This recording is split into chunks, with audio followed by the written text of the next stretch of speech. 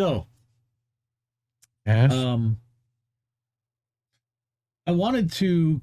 This is our old friend Kobi, uh, former INN member. He's kind of taking a break, but he wrote this up. I don't think he's on Twitter right now. I looked him up, and at ProPeace97 did not seem to have any followers or whatever. But he wrote this up, and I really thought it was important, and I liked the article that he wrote. So, shout out to Kobi if you're out there and you're watching. Good to see you.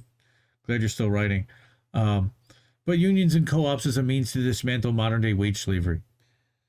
Okay, without the ability to collectively organize in the workplace, people don't have control over poverty wages, cooling work schedules, and ultimately their quality of life.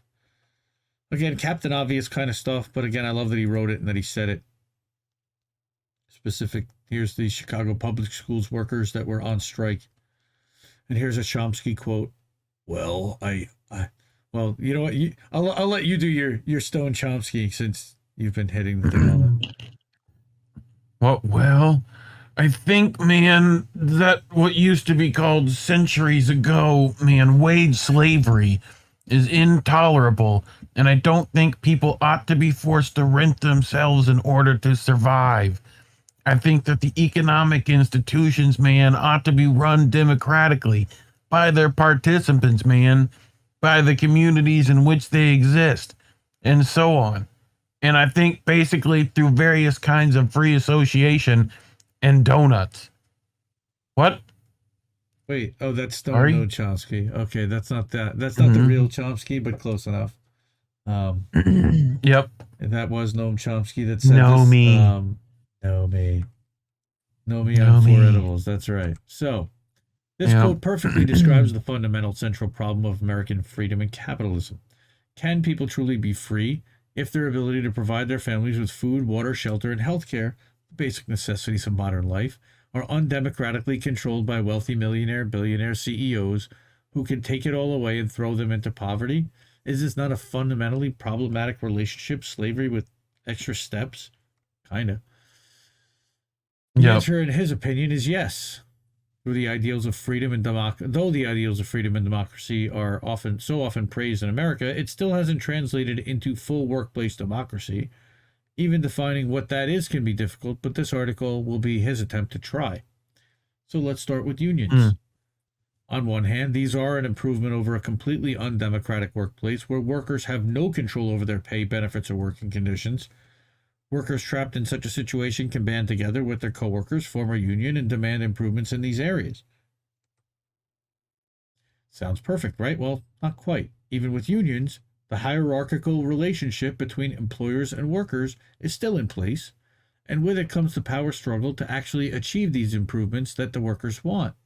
You can go on strike, but the bosses will try every trick in the book to prevent your success. Chipotle recently closed down a location as workers tried to unionize. Amazon called the police, fired workers, and spent $4.3 million on anti-union consultants. Starbucks even surveilled their workers to stop unionization momentum as over 100 stores unionized. And we've been covering a lot of those stories as well here on How Do We Miss That? These issues often intimidate workers away from even trying to collectively organize. Even if they're just barely scraping by with their low-wage jobs, how will they provide for themselves and their families if their employer retaliates?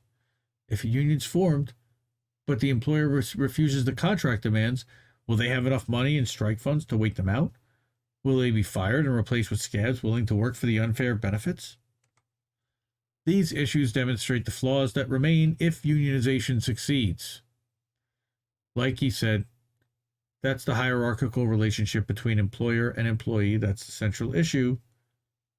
It's inherently unfair, exploitative, and it's an inherently unfair, exploitative power dynamic or exploitive power dynamic. Yes, exploitative. Yes.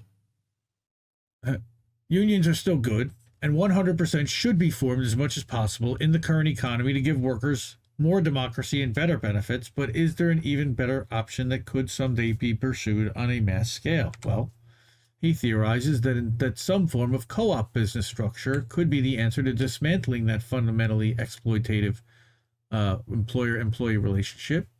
Instead of a capitalist claiming all the power over their workers in the workplace because it was my idea or I'm the one who took the risk to make, so I make the big decisions. Imagine if the jobs were operated 100% democratically, with any hierarchy being agreed on collectively by the workers who have equal ownership over the business and revocable by consensus decision making.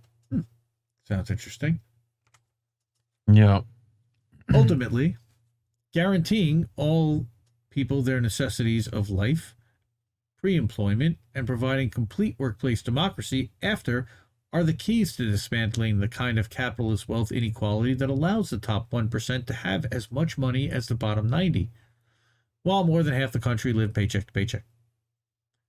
So long as the ownership class is allowed to undemocratically force their workers into poverty-level wages and an unfairly oppressive work-life balance, wage slavery will continue to exist unabated. Mm-hmm. So crazy how that works. Capitalism.